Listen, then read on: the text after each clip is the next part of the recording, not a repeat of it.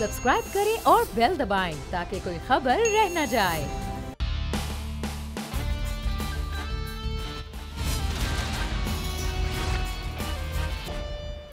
अस्सलामुअलैकुम। The special report with Mudassar Iqbal के साथ हाजिर खिदमत है। नाज़रीन, इस वक्त सबसे बड़ी एक अहम खबर कराची वालों और सिंध के साहिली पट्टी के इलाकों के लिए ये है कि शाहीन तूफ़ान की आमद है। इस वक्त हवाएं चल रही हैं। कराची में मुख्तलिफ इलाकों में इस वक्त हल्की और तेज़ बारिश का सिलसिला शुरू हो गया है और आज रात तक मूसलाधार बारिश का इम्कान है। महकमा मौसमियात ये बता रहा है कि 100 मिलीमीटर तक बारिश रिकॉर्ड हो सकती है कराची में, यानी कि अर्बन फ्लडिंग का खदशा हो सकता है। पहले गुलाब की सूरत थी और अब शाहीन जो है वो उड़ान भर चुका है। अब देखना यह है कि कराची और जो सिंध की साहिली पट्टी है, बलूचिस्तान की साहिली पट्टी है, कहाँ तक वो बारिशों का सिलसिला रहेगा और कितने दिन तक ये बारिशें रह सकती हैं। हम आज इस पर बात करेंगे। हमारी नुमाइंदा मरियम हसन इस वक्त मौजूद हैं और हमें ज्वाइन किया है इस वक्त डायरेक्टर महकमा मौसमियात सिंध सरदार सरफराज साहब ने। सरदार साहब, बहुत शुक्रिया आपके वक्त का। पहले सरदार साहब आपसे आगाज़ कर लेते हैं कि ये जो शाहीन है, कहा जा रहा था कि गुलाब है, गुलाब के उस तरह से असरात नहीं होंगे कराची में भी और जो बाकी मुल्क की साहिली पट्टी है, लेकिन शाहीन के अब कराची पर भी और बाकी जो साहिली इलाका है वहाँ तक असरात होंगे। सर, ये इसका मतलब है कि आज दोपहर से इसका आगाज़ हो गया है, क्योंकि अब हवाएं तेज़ चल रही थी, हल्की और तेज़ बारिश भी कहीं कहीं शुरू हो गई है। जी, इस वक्त ये डिप्रेशन की शक्ल में मौजूद है। गुज़श्ता दिन भारतीय रियासत गुजरात पे पहुंचा था और फिर जैसे अरेबियन सी में रात गए या अर्ली सुबह दाखिल हुआ तो फिर सी सरफेस टेम्परेचर और दूसरे जो फैक्टर्स होते हैं, सपोर्टिंग फैक्टर्स, ज़्यादा मॉइस्चर का मिलना, ये इन चीज़ों ने उसको एनहेंस किया और वो उससे ज़्यादा शिद्दत में इख्तियार करके उसमें डिप्रेशन में तब्दील हुआ है। इस वक्त डिप्रेशन है और रात के किसी वक्त ये डिप्रेशन से फिर अगली स्टेज होती है डीप डिप्रेशन, उसमें कन्वर्ट हो सकता है और कल सुबह या दोपहर तक ये साइक्लोन बन सकता है, ट्रॉपिकल साइक्लोन या साइक्लोनिक स्टॉर्म कहते हैं। तो साइक्लोन जब बन जाता है तो फिर उसको नाम दिया जाता है। तो वो एक लिस्ट, तयशुदा लिस्ट है, उसमें से अगला नाम पिछला जो साइक्लोन गुजरा था उसका गुलाब नाम था और अब अगला नाम जो है कतर का तजवीज़ करदा नाम शाहीन है। तो इसका इन्फ्लुएंस असल में साइक्लोन के 3 तरह के होते हैं, साइक्लोन हो या डिप्रेशन हो, 3 तरह का इन्फ्लुएंस या इम्पैक्ट होता है। साहिली इलाकों पर बहुत तेज़ मूसलाधार बारिश होती है, तेज़ आंधी या झक्कड़ चलता है, 70 से 80 किलोमीटर फ़ी घंटा की रफ्तार से हवाएं चल सकती हैं। और तीसरी चीज़, समंदर में तुग़यानी आती है। तो तुग़यानी के बायस आपको मालूम है कि जो बिल्कुल लो लाइंग एरियाज़ होते हैं, सी बेड के साथ जो रिहायशी आबादियाँ होती हैं, उनमें पानी आ सकता है। तो ये है इम्कानात अगले 2 से 3 दिन कराची के, यानी आज का दिन भी और अगले 2 दिन भी कराची और बाकी सिंध के साहिली इलाकों के लिए, और फिर उसमें 1 दिन का आप इजाफा कर ले तो 3 अक्टूबर की रात और या 4 अक्टूबर की सुबह वबा तक बलूचिस्तान के जो साहिली इलाके हैं वो सारे इससे मुतासिर हो सकते हैं। सही। अच्छा सरदार साहब, ये समंदरी तूफ़ान के हवाले से भी पूछेंगे, फिर मज़ीद भी जो है इसके कितना अर्बन फ्लडिंग के भी खदशात हो सकते हैं, हम इस पर भी बात करेंगे। हमारे साथ ही रहेगा मरियम हसन, हमारी नुमाइंदा इस वक्त मौजूद हैं। मरियम, एक तो आगाह कीजिएगा, इस वक्त आप किस मौजूद है? हवा बहुत तेज़ चल रही है, आपको हम देख रहे हैं इस वक्त, तो क्या सूरत हाल है? कोई पीछे तो बड़ा लोगों की भी आमदोरफ्त है, यहाँ कोई नहीं रोका गया कि आना जाना बंद किया जाए?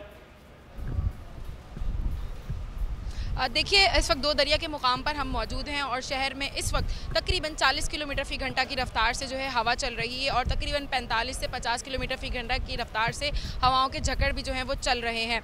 कैमरामैन मोहम्मद अली अगर मनाज़िर दिखा सकें तो शहरियों की एक बड़ी तादाद है जो इस वक्त यहाँ पर मौजूद है और लोग जो है मौसम को इंजॉय करने के लिए यहाँ पर आए हुए हैं। अलबत्ता समुंदर में भी जो है काफ़ी तुग़यानी दिख रही है, समुंदर काफ़ी ज़्यादा रफ़ है। मुताल्लिक़ा इदारों की जानिब से जो है ताहाल कोई भी नुमाइंदगान जो है वो यहाँ पर नहीं पहुँचे, जिस हिसाब से यहाँ पर हवा चल रही है और उम्मीद की जा रही है कि शाम के औकात तक जो है हवा की रफ्तार में भी जो है वो तेज़ी आएगी और उसके साथ साथ बारिश का सिलसिला भी जो है वो शुरू हो जाएगा। अलबत्ता शुरू हो चुका है हल्की बारिश या बूंदाबांदी का सिलसिला तो गुज़िश्ता 2 घंटे से शहर में जारी है, लेकिन मूसलाधार बारिश का जो सिलसिला है वो आज शाम या रात गए जो वो शुरू हो जाएगा, जो कि कल सुबह तक जारी रहेगा।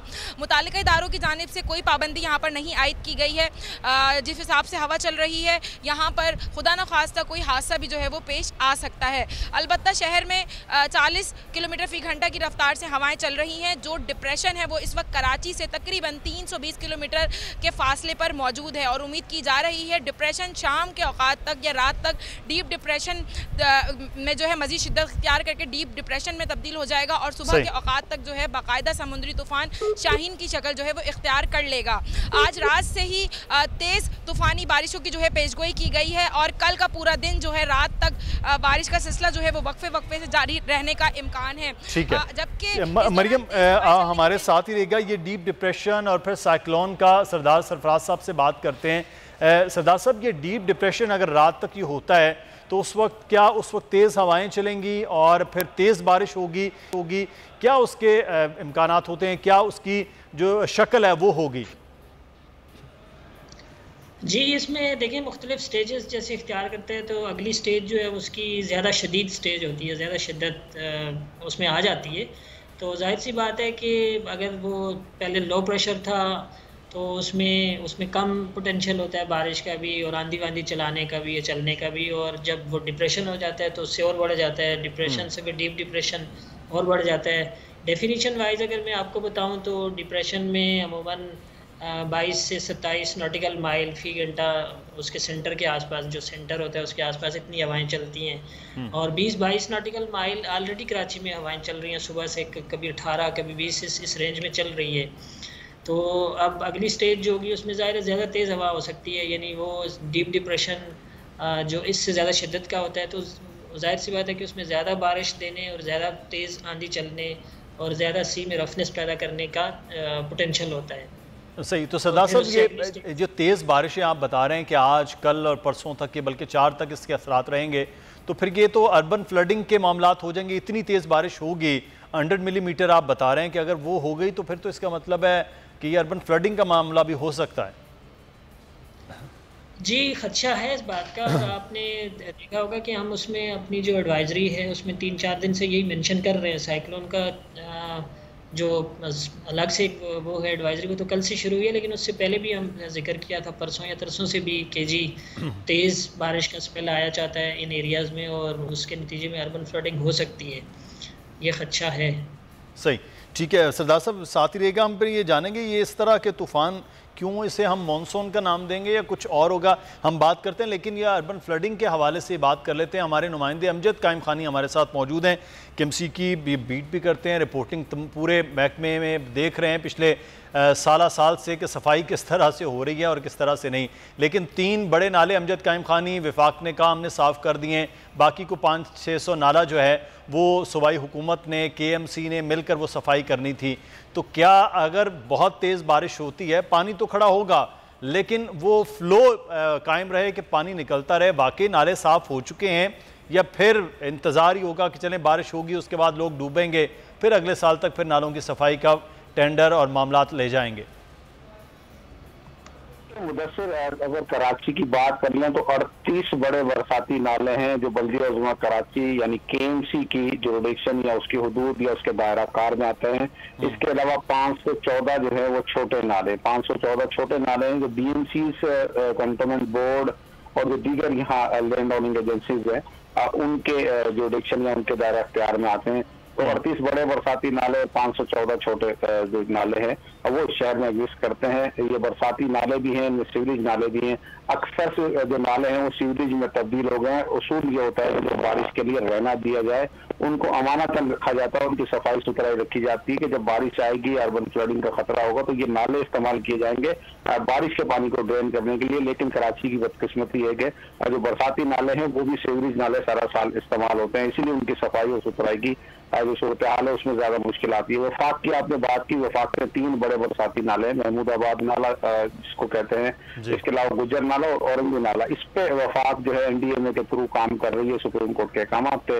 उनकी सूरत हाल तो कदर तीनों की बेहतर है कि उनकी सफाई सुथराई है, लेकिन चौकिंग पॉइंट्स जो नरम बरसात के दौरान जो सबसे बड़ी मुश्किल पेश आती है मुदस्सिर, वो चौकिंग पॉइंट्स की होती है जहाँ से सड़कें क्रॉस कर रही हैं उन नालों को। तो ये चौकिंग पॉइंट्स जो है वो अब कोई क्लियर नहीं है। बल्दिया उज़्मा कराची की जानिब से दावा किया गया है कि 90% जो चौकिंग पॉइंट्स हैं नालों के वो क्लियर कर लिए गए हैं लेकिन देखना यह है कि हंगर बारिश आती है तो ये नाले फिर क्या रिएक्ट करते हैं। सबसे ज्यादा जो बुरी सूरत हाल है जिसकी तरफ किसी की तवज्जो नहीं जा रही वो शादमान का नाला है 14 नंबर, जो सफी हसन को आता है। तो पहाड़ से जो पानी आता है, नाथ नाजाबाद का इलाका है, दीगर जो इलाके हैं, वो सबसे बड़ी बुरी सूरत हाल होती है, जहाँ पूरा सखी हसन कब्रिस्तान, शादमान और नाथ नाजाबाद के इलाके जो है वो डूब। लेकिन एक चीज जो मैं जानना चाहूंगा, मुर्तजा वहाब कह रहे हैं कि तमाम जरूरी इंतजाम कर लिए गए, वो जरूरी इंतजाम क्या हैं जो हो चुके हैं? देखिए, मुर्तजा वहाब साहब और जो नासिर हुसैन शाह वजीर बल्दियात हैं, दोनों की जानिब से दावे किए गए हैं, इंतजाम कर लिए गए। वो इंतजाम ये हैं कि जो बल्दियाती अमला है वो सड़कों पर मौजूद होगा और जो सड़कों पर डी वाटरिंग पंप्स हैं वो लेकर पहुंचाए जा रहे हैं, पहुंचा दिए गए हैं कुछ इलाकों में। जो नशेबी इलाके मेन सड़कें जिनको कहते हैं, गली मोहल्ले में कोई इंतजाम नहीं है। कोई आप ये नहीं कह सकते कोई बल्दिया या जो डीएमसी का एहलकार है वो गली में कोई झाड़ू लेके खड़ा होगा, ऐसा नहीं है। सिर्फ बड़ी सड़कों पर डी वाटरिंग पंप्स जो है वो जा रही है और उन्हीं का इंतजार किया जा रहा है कि जब बारिश हो तो वो उन पंप्स के जरिए पानी की निकासी सड़कों को रवाना रखा जाए। लेकिन नशेबी इलाके जो इलाके पानी में डूब जाते हैं, यूसुफ बोट है, नागिन चौरंगी का इलाका है, तो अब ये देखना है कि जो नशेबी इलाके हैं उनके लिए इंतजाम जो हैं वो नज़र आते हैं या नहीं। हमारे साथ मौजूद है अमजद कायम खानी। मरियम, मैं आपसे जानना चाहूँगा कि यहाँ आप जब मौजूद हैं तो हम ये देखते हैं कि दो दरिया के इलाके से पूरा इब्राहिम हैदरी से निकलते हुए मछेरों की पूरी कश्तियाँ जारी होती हैं। तो ये एडवाइजरी 2 दिन से पहले जैसे सरदार साहब फरमा रहे हैं कि उन्होंने जारी की, तो उसके बाद ये कहा गया कि मछेरे अपनी कश्तियाँ लेकर वो खुले समंदर में ना जाएँ। तो आप देख रहे हैं कि आज यहाँ वो जो खुले समंदर में मछली का मामला है वो भी रोका गया है, या लोगों की कश्तियाँ आपने देखी हैं यहाँ पर? देखिए, जैसे ही महकमा मौसमियात ने एडवाइजरी जारी की कि माहीगीर जो हैं वो गहरे समुंदर में ना जाएं तेज़ हवाओं के सबब और समुंदर में तुग़यानी के सबब, तो अब जो नेवी है और जो मुताल्लिका इदारे हैं उन्होंने जो है माहीगीरों को समुंदर पर गहरे समुंदर में जाने से जो है रोक दिया है और उनकी तमाम कश्तियाँ जो हैं इस वक्त जेटी पर मौजूद हैं और जो कश्तियाँ इस वक्त गहरे समुंदर में मौजूद हैं उनको भी जो है वापस बुलाया जा रहा है। अभी हमने यहाँ पर कुछ देर कबल ही मनाजिर देखे कि यहाँ से कुछ कश्तियाँ जो हैं वो तेज़ी से जो है वापसी जेटी की जानिब जा रही थी। अलबत्ता समुंदर में काफ़ी हद तक तुग़यानी आ चुकी है, सी काफ़ी ज़्यादा रफ है और यही वजह है कि जो माहीगीर जो है वापस अपनी जेटी की जानिब जो है वो ठीक है, माहीगीर वापस आ रहे हैं। मरियम हमें आगाह करी। मैं सरदार साहब आखिर पे सर आपसे ये जानना चाहूँगा, ये जो जिसे हम समंदरी तूफ़ान कहते हैं, तो ये खुदा न खास्ता समंदर के अंदर भी ये तूफ़ान उठेगा जिसे शाहीन कहा जा रहा है, और जो हमारी साहिली पट्टी है, साहिली आबादियाँ हैं, उनको भी नुकसान हो सकता है, वहाँ तक पानी आ सकता है? जी देखिए, जो एरिया इसका एक तरह से जहाँ स्ट्राइक करता है समुद्री तूफ़ान या डिप्रेशन, ये दोनों चीज़ें मतलब उसको यही इस्तेलाह इस्तेमाल होती है कि फ़लाँ कोस्ट को इसने क्रॉस कर लिया, हिट कर लिया या स्ट्राइक कर दिया। जैसे कि गुलाब के केस में आपने देखा कि उनका जो नॉर्थ आंध्र प्रदेश कोस्ट है, विशाखापट्टनम के नॉर्थ में, वहाँ उसने हिट किया। तो जिस एरिया को हिट करता है वहाँ पर ज़्यादा एक तरह से डिस्ट्रक्शन होती है, उसमें ज़ाहिर है कि जो भी इंफ्रास्ट्रक्चर है आपका वो डैमेज हो सकता है, दरख्त गिरते हैं, बिजली के पोल्स, इंस्टॉलेशन सारी बिल्कुल फॉल डाउन हो जाती है अगर ज़्यादा शिद्दत का तूफ़ान हो। और तीसरी चीज़ ये कि उसमें लहरों में इतनी ऊंचाई पैदा होती है लहरों में, और वो लहर की ऊंचाई अगर जो एक नॉर्मल एस्ट्रोनॉमिकल टाइड होती है उससे अगर कोइंसाइड कर जाए हाई टाइड से, तो वो फिर डबल ऊंचाई हो जाती है उसकी। मैं आपको याद दिलाता हूँ कि 1999 में एक साइक्लोन आया था जिसने ठट्ठा और बदीन को हिट किया था, तो उसमें ज़्यादा जो अमवात हुई थी केटी बंदर और जाती, और उस एरिया में पानी बिल्कुल रिहायशी आबादियों के अंदर आ गया था, तो ज़ाहिर है वो बहुत नुकसान कर देता है, फिर लोग मतलब समंदर में बैठ गए थे जी काफ़ी। तो ये ख़तरा भी रहता है, जो साइली इलाके हैं उनमें ये ख़तरा रहता है कि उसमें स्टॉर्म सर्ज जो है वो ज़्यादा अगर आए तो वो ज़्यादा किलिंग फैक्टर होता है, तीनों जो है इसके इम्पैक्ट्स होते हैं उसमें से।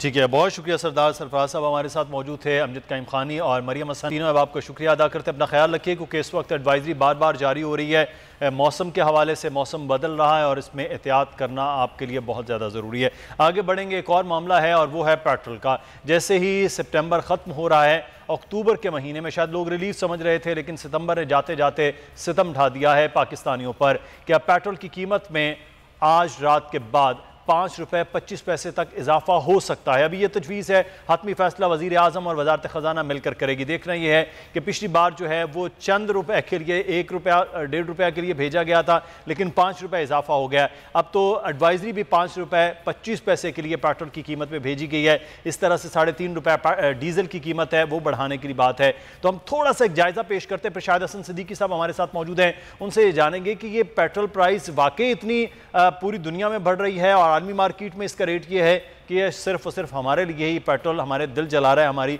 जेबें जला रहा है। हम बात करेंगे 2016 से लेकर 2021 तक के हवाले से।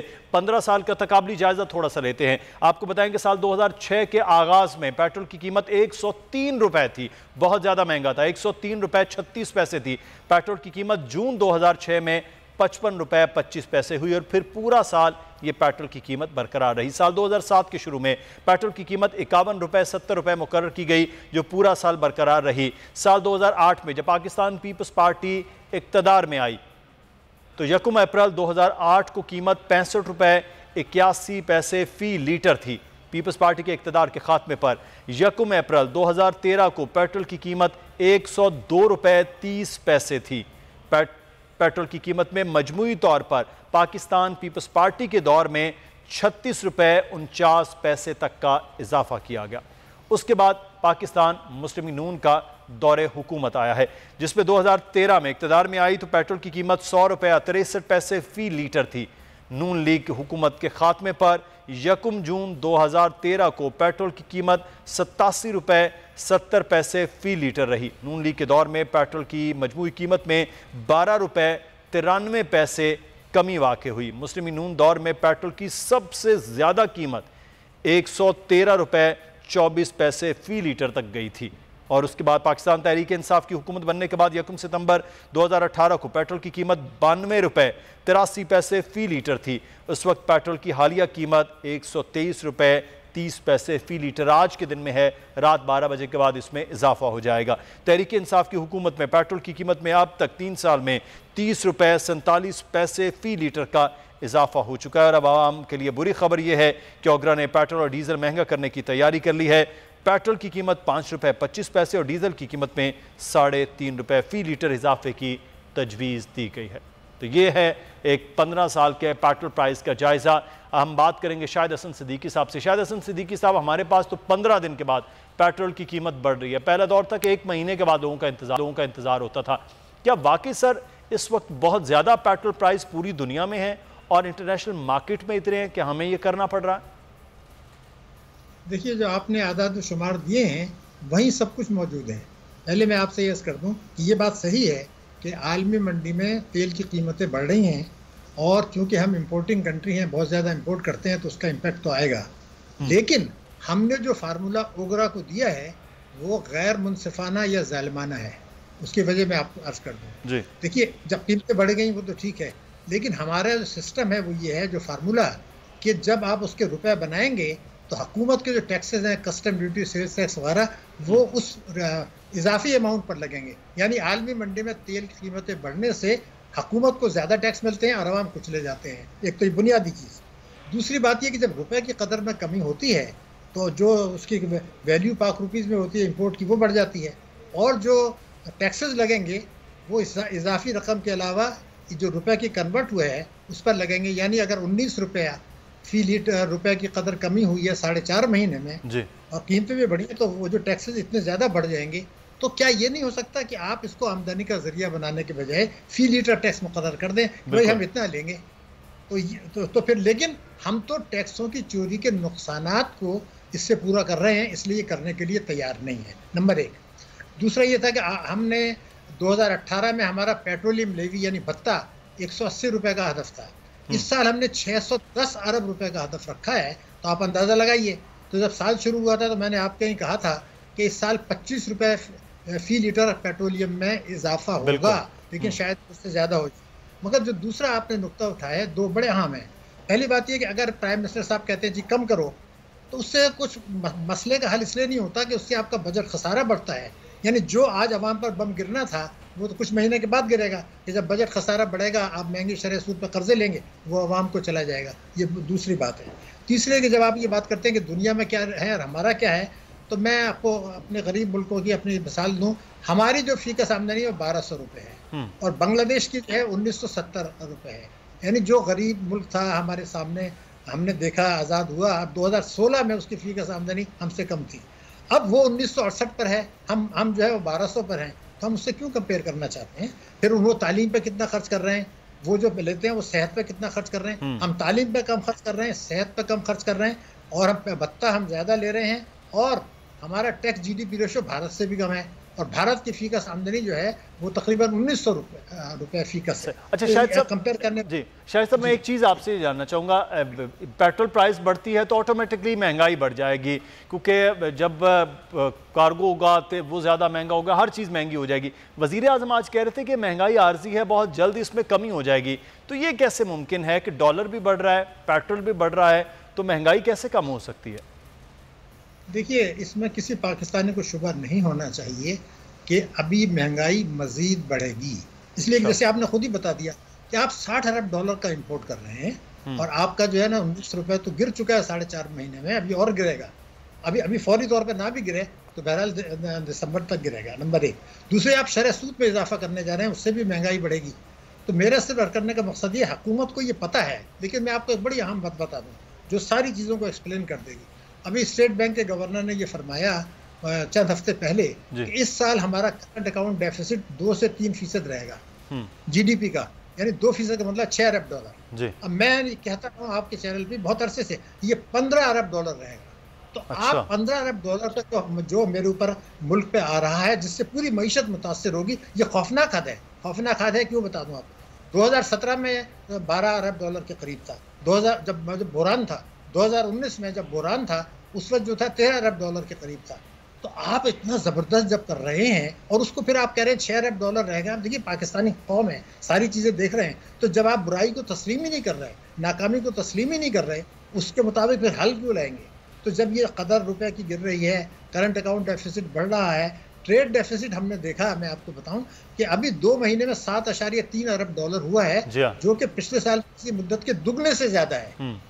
तो करंट अकाउंट जो सरप्लस की बात कर रहे थे, तो 3 साल तो आपने गुजार दिए करंट अकाउंट डेफिसिट को कम करने में। उसका नतीजा क्या हुआ कि 3 वर्षों में हमारा जो एवरेज ग्रोथ रेट है, ऑफिशियल फिगर है 1.9%, 4 वर्षों की औसत होगी आपकी 2.6% और 5 वर्षों की औसत होगी 3.3%। ये बिल्कुल इसमें कोई शुबे की बात नहीं है। 5.5% आपको मिला था।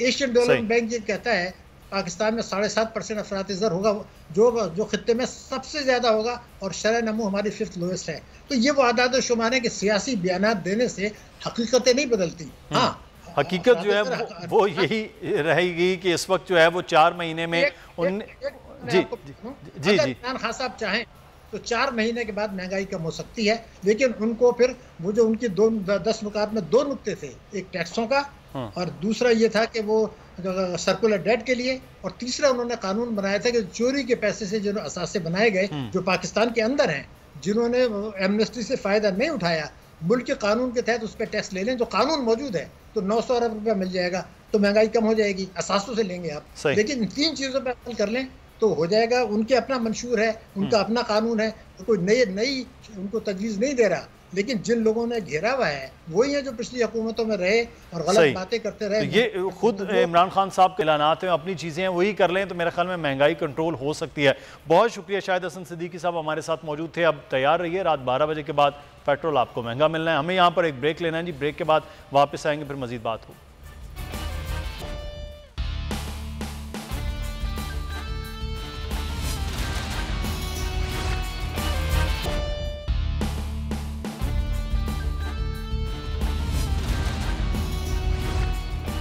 ब्रेक के बाद आपको खुश आमदीद कहते हैं। इस वक्त इस्लामाबाद का मंजर ये है कि वहाँ पर FBR के सामने ताजर कल से एहतजाज कर रहे हैं। एहतजाज है इस वक्त सेल्स टैक्स के हवाले से। अब सेल्स टैक्स का मामला जो है वो ताजरों का मौक़िफ़ है कि हम वो शुरू से जब चीज़ परचेज़ हो रही होती है वहाँ से जो मैन्युफैक्चरर हैं, ये सेल्स टैक्स का नफाज वहाँ होना चाहिए और ना कि हमारे पास होना चाहिए। अब मुज़ाकरात का मामला था, मुज़ाकरात नाकाम हो गए। वजूहात क्या हैं ये जानेंगे। इस वक्त हमारे साथ मौजूद हैं अजमल बलोच साहब, ताजर रहनुमा हैं। बहुत शुक्रिया अजमल बलोच साहब। क्या मामला हुआ है कि आप लोग पहुँचे थे, कल से आपका एहतजाज है, मुज़ाकरात किस बात पे थे और नाकाम क्यों हैं बलोच साहब?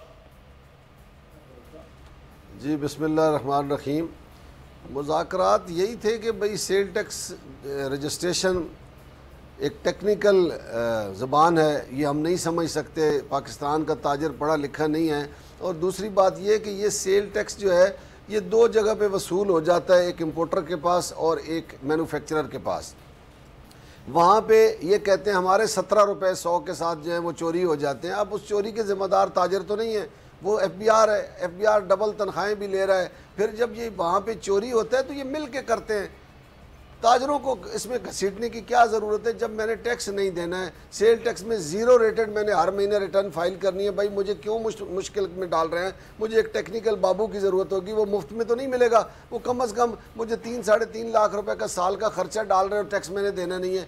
आप यही डिवाइसें जो लगानी है, जो डिवाइस लगाने की बात हो रही है, ये डिवाइस लगाएं आप FBI के लोगों की जेबों पर, FBI के हाथों पर। वहाँ पे जहाँ टैक्स चोरी हो रहा है उसको तो पहले रोके, वो रुकता नहीं है। नई करप्शन का राह मज़ीद खोला जा रहा है। तो हमारा मुतालबा इनसे यही है कि खुदा का वास्ता ताजरों के साथ देखें, परवेज़ मुशर्रफ साहब की गवर्नमेंट में भी यही काम किया गया। 17 दिन पूरा पाकिस्तान बंद रहा। ताजिर इस टेक्निकल ज़बान को नहीं समझ सकता है। आखिर शौकत अजीज़ साहब ने हमें सेल्फ असेसमेंट स्कीम दी और ख़ुद ऐलान किया कि उससे 3 गुना ज़्यादा टैक्स आया हर साल।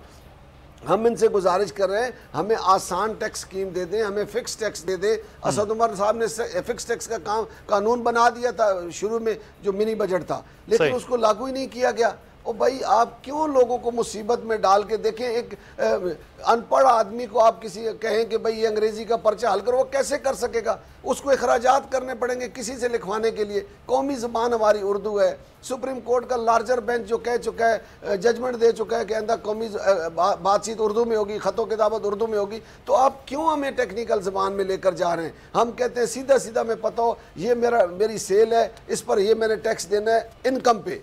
सेल टैक्स जब मैंने देना नहीं है तो मुझे रजिस्टर क्यों करते हो? दूसरा मैं कहता हूँ भाई मेरे कारोबार पे तुम डिवाइस क्यों लगाना चाहते हो? दुनिया की हमें मिसाल देते हो। दुनिया जो है वहाँ पे ताजर को रिलीफ देती है, जब मुश्किल में होता है उसको पैसे देती है कारोबार करने के लिए। यहाँ कोई गवर्नमेंट बताया कि कभी किसी ताजर को 1 रुपया भी रिलीफ दिया हो आपने? तो क्यों डिवाइस लगाना चाहते हैं भाई? जो पहले ही हमारा टैक्स चोरी कर रहे हैं उस FBI को फिर आप इख्तियार दे रहे हैं। तो इसमें डिवाइस लगाने में बलोच साहब कोई कबाहत क्या हो रही है? डिवाइस लगाने में आपका पैसा तो नहीं वो काउंटर के, डिवाइस लगाने में इशू क्या आ रहा है आप लोगों को? देखिए डिवाइस लगाने से मैं आपको बताता हूं कि अगर एक मार्केट में 1000 दुकानदार है, 4 लोग या 3 लोग ऐसे हैं जो कंप्यूटर पे कारोबार कर रहे हैं, बाकी लोगों को पता ही नहीं है कंप्यूटर का। जो बच्चा हमारा पढ़ता है वो दुकान नहीं चलाता है, वो कहता है मैंने बाबू बनना है, मैंने दुकान नहीं चलानी। और जो नहीं पढ़ता है वो दुकान खोलता है, दुकान चलाता है। डिवाइस जब लगाएंगे उस डिवाइस के अंदर सेल टैक्स रजिस्ट्रेशन है। अब उस खाली डिवाइस नहीं है, ये जब रजिस्ट्रेशन है तो वो कैसे हर महीने अपना हिसाब वो उधर ही लगा रहेगा। कारोबार की जो टेंशन, उसको एक टेंशन पैदा हो जाएगी। फिर महकमे का बंदा जब वो देखेगा उसको ब्लैकमेल करेगा, भाई तूने स्विच बंद कर दिया था, तूने फलान कर दिया, ये ऐसे हो गया। वो फिर उसको ब्लैकमेल करके पैसे, जैसे पहले हो रहा है आम हालात में भी, इनकम टैक्स देते हुए भी जब उससे पैसे लिए जा रहे हैं, तो जब टेक्निकल चीज़ों में लाएंगे तो फिर तो उससे ज़्यादा पैसे लेंगे। हम कहते हैं जब उसने सेल टैक्स देना नहीं है उसको मुसीबत में क्यों डाल रहे हैं? देखिए 40,000 लोगों का मसला है जो इम्पोर्टर है और मैन्युफैक्चरर है। उधर अगर टैक्स चोरी होता है तो 40,000 को पकड़े, आप 80 लाख लोगों को मुसीबत में डाल के कैसे पकड़ना चाहते हैं भाई? ये कौन सा तरीका है? FBI का ये फेलियर है कि FBI नाकाम हो चुका है। मैं 23 साल हो गए मुझे FBI से मीटिंगें करते हुए। ये जो हमारा ब्यूरोक्रेट है कसम से काम करने को तैयार नहीं है, मत्थे लगा देते हैं। जो ताजर चोर है ये टैक्स नहीं देना चाहता। मुझे बताएं मुल्क का कौन सा इदारा मुनाफा बख्श है भाई, जहाँ पढ़े लिखे लोग बैठे हैं? हम तो चले पढ़े लिखे नहीं हैं, जहाँ पढ़े लिखे लोग बैठे हैं वो क्या कर रहे हैं? वो हर इदारे को 600 अरब रुपए के खसारे में डाल दिया इन्होंने। ये कोई ताजर नहीं कर रहा है। फिर ताजर पे एक और बोझ डाल देते कि महंगाई, इस पर एक इल्ज़ाम लगा देते हैं इसकी वजह से महंगाई होती है। पेट्रोल ताजर महंगा करता है, डॉलर ताजर ऊपर लेके जा रहा है, चीनी ताजर ने महंगी की है। और ये वो चीज़ें हैं जिनके लिए हमें किसी सिस्टम की ज़रूरत है। तरीके इंसाफ की गवर्नमेंट को तो बिल्कुल सीधा साधा इन्होंने ऐलान किया था कि हम आकर सबसे पहले, आपको याद हो, FBI ठीक करेंगे। हमारे खान जी कंटेनर पे जब खड़े थे तो यही बात करते थे, सबसे पहले FBI को ठीक करना है, उसके साथ उनका कंटेनर खड़ा होता था। कल हम भी यही बात कर रहे हैं कि FBR को ठीक करें। भाई FBR जो है हमें ना टैक्स देने देता है, अगर कोई देना चाहता है तो उसको रोकते हैं कि नहीं तू हमारी जेब भर दे। लेकिन बलोच साहब ये सबसे ज्यादा ये सबसे ज्यादा ये बात होती है कि अब जब आप फिक्स टैक्स की बात करते हैं, उससे पहले तक तो ये हालात थी कि जो ताजिर हैं, जो जिससे दुकानदार कहा जाता है, जो आप लोग हैं, वो सबसे कम टैक्स देते हैं। पाकिस्तान में तो सबसे ज़्यादा जो चंद मैन्युफैक्चरर हैं, बड़े लोग हैं, वही टैक्स का सबसे ज़्यादा देते हैं, या फिर वो जो सैलरीड पर्सन है जिनको ऑटोमेटिक टैक्स कट जाता है। जो सबसे ज़्यादा बड़ा कारोबार आप लोग करते हैं, आप सबसे कम टैक्स देते हैं, चाहे वो कराची हो, लाहौर हो, फैसलाबाद, मुल्तान, गुजरांवाला या सियालकोट हो। तो सर अगर जो सबसे कम टैक्स है, ये भी आप पर इल्ज़ाम होता है? नहीं सर, नहीं। देखिए, दो बातें ज़रा क्लियर कर दूं मैं। इनकम टैक्स हम दे रहे हैं। सही, मैं इनकम टैक्स की ही बात कर रहा था सर। हर ताजर दे रहा है जी सर एक सुन ले जरा। इनकम टैक्स हर ताजर दे रहा है। अब 6 लाख की आमदन वाला जो ताजर है साल की, उस पर टैक्स नहीं है। उसके बावजूद मैं साबित कर सकता हूं कि 50,000 रुपए हर साल टैक्स अदा कर रहा है। बिजली के बिलों में 10% वो टैक्स दे रहा है, सेल टैक्स 7.5% फिक्स दे रहा है।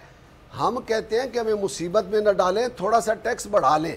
अब जैसे सेल टैक्स की बात मैं करता हूं, तो मैं कहता हूं भाई सेल टैक्स तो देना इंपोर्टर ने है, देना मैन्युफैक्चरर ने है। मुझे आप इस्तेमाल करना चाहते हैं, जैसे पुलिस किसी को पकड़ना चाहे किसी के थ्रू, तो उसको कहती है तू पकड़वा दे। ये कहते हैं हम आपके थ्रू इंपोर्टर के पास और एक्सपोर्टर के पास पहुंचना है, टैक्स चोरी। अब वो 20 गाड़ियां अगर निकालता है, 2 लिखता है, तो उसमें मैं जिम्मेदार तो नहीं हूं। FBR का एहलकार जिम्मेदार है जो वहां मौजूद होता है। ये जो FBR खुद फेल हो जाता है, फिर ऐसा काम करता है कि शोर मचवाता है कि ताजर टैक्स देना नहीं चाहता, ये फलां हो गया, अपने आप को छुपाने के लिए। ऐसा नहीं है। मेरा चैलेंज है, आपके पास बैठा हूं, किसी वज़ीर ख़जाना साहब या FBR का एक्सपर्ट मेरे साथ मुझे कायल कर ले, मैं उसकी बात मान लूंगा, या फिर वो मेरी बात मान ले। देखिए, शौकत अजीज साहब ने जब सेल्फ असेसमेंट स्कीम दी, 3 गुना ज्यादा टैक्स और 8 साल वो पॉलिसी रही। फिर 5 साल पीपल्स पार्टी ने उसी को फॉलो किया।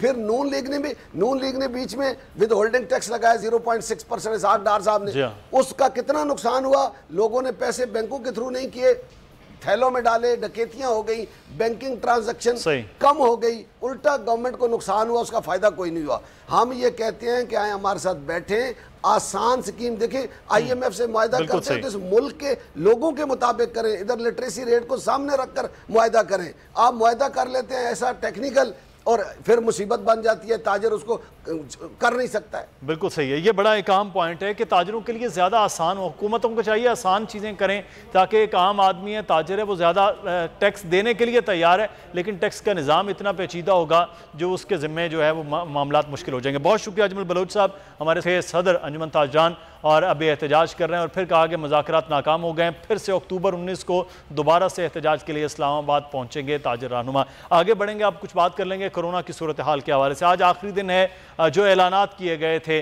कि पाबंदियां फिर मज़ीद सख्त हो जाएंगी उन लोगों के लिए जो लोग अभी वैक्सीनेशन नहीं करवा सके हैं, और चाहे वो ट्रैवल के मामलात होंगे, चाहे वो किसी मॉल में या खाने पीने की जगहों के लिए दाखिले होंगे, उनके लिए मुश्किलात पैदा हो जाएंगी। लेकिन अब भी एक बहुत बड़ा नंबर है जिसको अचीव कर लिया है तमाम सूबाई और वफाकी हुकूमत ने मिलकर, NCSC ने मिलकर, और सबसे बढ़कर पाकिस्तान की आवाम ने। करोड़ों लोग अब भी वैक्सीनेशन करवा चुके हैं, और अब अगला मरहला अब 12 साल तक के बच्चों की वैक्सीनेशन का शुरू हो गया है। डॉक्टर सईद खान हमारे साथ, उनसे बात करेंगे, प्रोफेसर हैं डॉम मेडिकल यूनिवर्सिटी के। बहुत शुक्रिया डॉक्टर साहब आपके वक्त का।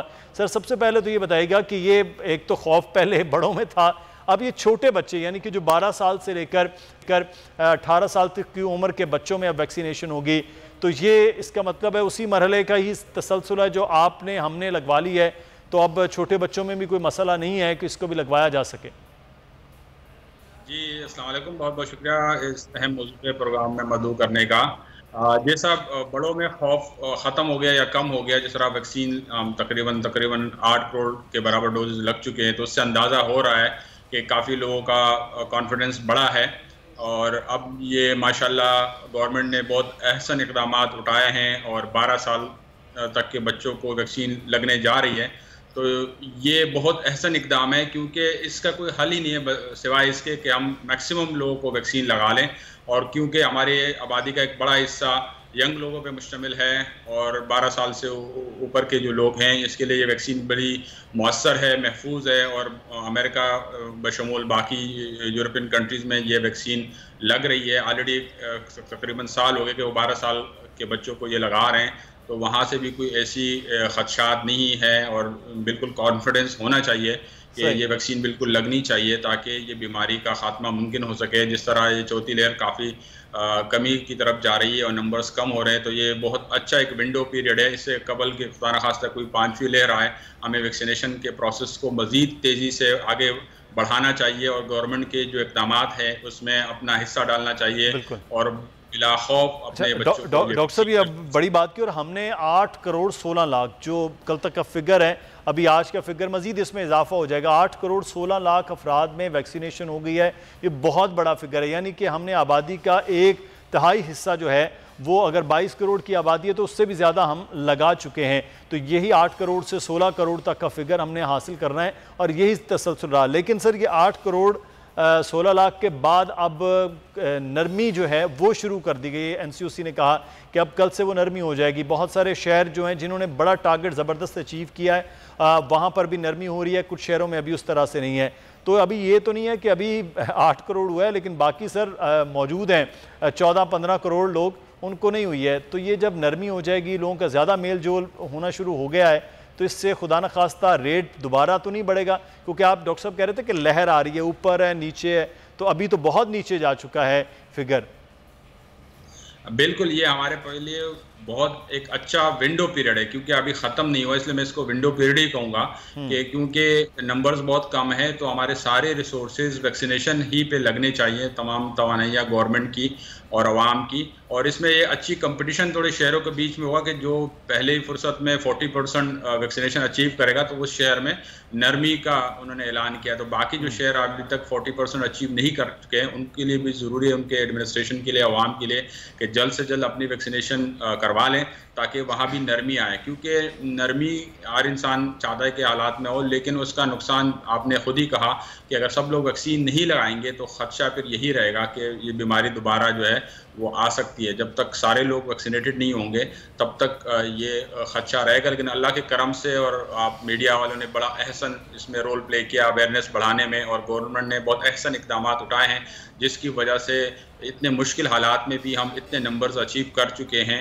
और अगर मज़ीद थोड़ी सी मेहनत की जाए तो इंशाल्लाह हम जब बहुत जल्द 60% और 80% नंबर अचीव कर लेंगे, जो हमें वहाँ तक ले जाएगी जिसको हम कहते हैं हर्ड इम्यूनिटी तक हम इसको पहुँचा देंगे और फिर हमारे तमाम पॉपुलेशन इंशाल्लाह महफूज रहेगी। अच्छा डॉक्टर साहब, मैं आपसे ये जानना चाहूँगी, एक तो वैक्सीनेशन बहुत ज़्यादा हुई है कि चलें अच्छे हालात है, लेकिन दूसरा ये है कि इस वक्त वेव काफ़ी नीचे है इवन पूरी दुनिया में।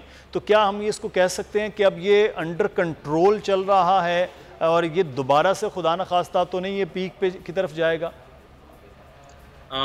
बिल्कुल पीक तो नहीं जाएगा, लेकिन खदशा अभी भी मौजूद रहेगा, क्योंकि एक भी वायरस कहीं ना कहीं है तो वो हमारे लिए ख़तरे के बाइस है। तो इसलिए हमें इसको बिल्कुल इस तरह हल्का नहीं लेना चाहिए और बिल्कुल अपने जो काविश है उसको बरकरार रखना चाहिए, क्योंकि ये वायरस ऐसा है जो चेंज हो रहा होता है, म्यूटेशन इसमें आ रही होती है, तो एक नए वेरिएंट के आने का भी खदशा हमेशा रहेगा जब तक हम सब लोग वैक्सीनेटेड नहीं होंगे। तो एक बंदा भी अगर हमारा नॉन वैक्सीनेटेड है या ऐसे तादाद काफ़ी लोगों की है जिनको वैक्सीन नहीं लगी, तो वो लोग हमारे नुकसान का बाइस बन सकते हैं, क्योंकि वो वायरस उनमें आ सकता है, फिर वहाँ से आगे बढ़ सकता है। तो वैक्सीनेशन हम आखिरी बंदे तक हमें वैक्सीन पहुँचानी है, उनको वैक्सीन लगानी है, तब जाके हम ख़तरे को बिल्कुल हम ख़त्म कर सकते हैं। अब खतरा कम हुआ है, अभी मुकम्मल तौर पे टला नहीं है। बहुत शुक्रिया डॉक्टर सईद खान मौजूद थे। ख़तरा कम हुआ है, टला नहीं, और इस ख़तरे को टालने का एक ही हल है कि आप मुसलसल वैक्सीनेशन का अमल करें। कुछ शहरों ने 40% का वो टारगेट पूरा कर लिया है, जिसके बाद वहाँ नरमी हुई है। अब बड़े शहर जिसमें हमारा कराची शहर भी शामिल है, वहाँ तेज़ी के साथ अब वैक्सीनेशन मुकम्मल आप करवाइए, क्योंकि लोग बैठे हुए हैं आपको वैक्सीनेट करने के लिए। आप जाएंगे तो अपने आप को भी इर्द गिर्द को भी महफूज कर सकेंगे। आगे बढ़ेंगे, एक और बड़ी अच्छी खबर है पाकिस्तान के हवाले से कि पाकिस्तान में खेलों के मैदान जिस तरह से आबाद है, हम देख रहे हैं कि इस वक्त T20 जो कप है, नेशनल कप, वो जारी है। वहीं पर फुटबॉल का ज़बरदस्त किस्म का एक टूर्नामेंट चल रहा है, all Pakistan CM Balochistan football cup, और वो चल रहा है इस वक्त कोयटा के अयूब फुटबॉल स्टेडियम में। हमारे नुमाइंदे एजाज वसीम बाकरी स्पोर्ट्स रिपोर्टर वहाँ पर कोयटा में मौजूद हैं और बड़ा शानदार किस्म का एक ये कंपटीशन हुआ। करीब 5000 खिलाड़ियों ने इस पूरे टूर्नामेंट में मुख्तलिफ मैचेस में हिस्सा लिया है। एजाज, आगाह कीजिएगा, आज फाइनल मैच खेला जा रहा है, कैसी गहमा गहमी है? कोयटा अयूब कॉम्प्लेक्स में मौजूद हूँ। All Pakistan CM Balochistan gold cup football tournament का आज फाइनल खेला जा रहा है, जिसमें हजारा कंबाइंड और मुस्लिम चमन जिमखाना क्लब की टीमें फाइनल में आपस में मद्दे मुकाबिल हैं। इस टूर्नामेंट की खास बात यह है कि पूरे पाकिस्तान से 5000 के करीब फुटबॉलर्स ने हिस्सा लिया, जबकि फाइनल राउंड के अंदर 42 क्लबों ने हिस्सा लिया। मजमूई तौर पर इस टूर्नामेंट में कोयटा से 100 फुटबॉल क्लबों ने हिस्सा लिया। पाकिस्तान में हर जगह पे हर शहर का अपना एक अब फैंस का क्रेज होता है गेम्स में, लेकिन यहाँ फुटबॉल का क्रेज है और क्रिकेट से भी ज्यादा क्रेज है। मेरे साथ कुछ फैंस मौजूद हैं जो कि हजारों की तादाद में आज फाइनल देखने आए हुए हैं। इनसे बात करते हैं। आपका क्या नाम है? समीउल्लाह मेरा नाम है। समीउल्लाह, क्रिकेट सबसे ज्यादा पाकिस्तान में देखा और खेला जाता है, लेकिन आप लोगों में ये फुटबॉल का क्रेज है, क्या कहोगे इस पे? सर ये जो है सबसे पहले मैं सेक्रेटरी तारिक किशकी का मैं बहुत शुक्रिया अदा करता हूँ। इस इतना बड़ा इवेंट रखा है। फुटबॉल जो है बहुत इंटरेस्टिंग है, इस वजह से सर ये जो है सारा सपोर्ट कर रहा है सर, इसलिए सर, क्योंकि क्रिकेट का जो है ग्राउंड इतना नहीं, फुटबॉल का जो है ग्राउंड बहुत है सर, इसलिए हम लोग बहुत सपोर्ट करते हैं सर। बलोचिस्तान के अंदर बहुत कम क्रिकेटर्स हैं जो पाकिस्तान लेवल पर हैं, लेकिन फुटबॉल हमेशा बलोचिस्तान में नुमाया रही है। इस तरह के टूर्नामेंट से कितना फायदा होता है बलोच नौजवानों को? यार यहाँ पे जो फुटबॉल के जो शौकीन है वो बहुत ज़्यादा है। यहाँ पे ग्राउंड्स जो है वो बहुत से कम है। यहाँ पे हम वज़ीर आला जान कमाल साहब से ये अपील करते हैं कि वो यहाँ पे इसी तरह टूर्नामेंट को जो है आगे प्रोवाइड करे। यहाँ पे बहुत अच्छी आप माहौल देखे, बहुत अच्छे माहौल है यहाँ पे, बहुत अच्छे टूर्नामेंट होते हैं यहाँ पे, तमाशी बहुत जोश और खरोश से जो मैच देखते। ये सूरत हाल इस वक्त स्टेडियम कोयटा की है, जहाँ पर फाइनल आज मैच खेला जा रहा है। हज़ारों की तादाद में शायकीन वहाँ पर मौजूद हैं। ज़बरदस्त किस्म का मंजर है। और प्रोग्राम से मुदस्सिर इकबाल को इजाज़त दीजिए, अपना ख्याल रखिएगा, अल्लाह हाफिज़।